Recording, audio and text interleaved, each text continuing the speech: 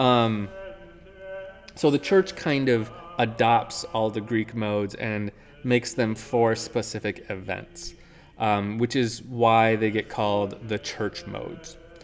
At that time, I believe they didn't use the Greek names. They used just kind of, they called them mode 1, mode 2, mode 3, etc. I don't know at what point we went back to using the Greek terms. Probably not until like the 1900s or so, I would guess. Like much, much later. But bring us way forward into modern times.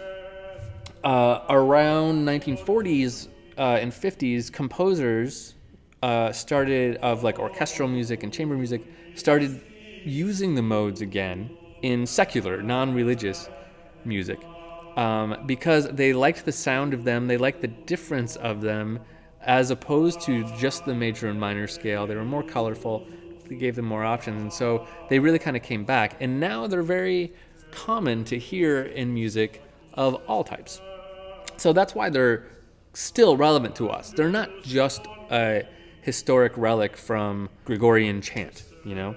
But whenever you hear Gregorian chant, the odds are you are probably hearing them singing in a mode. So that's kind of the quick history lesson. One other interesting thing is that there is one mode, and I always like to tell this story because all my students kind of perk up when I say it. There's one mode that was considered kind of like the devil's mode. This is the bad one, the one you don't play if you're in a church setting.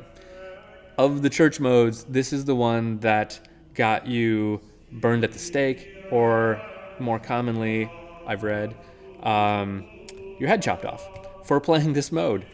If you were a church musician and you accidentally played this mode, you were in big, big trouble. This is the mode called Locrian, and we're going to talk about it, and we're going to play it, but no one's going to get their head chopped off. That's a long ago thing.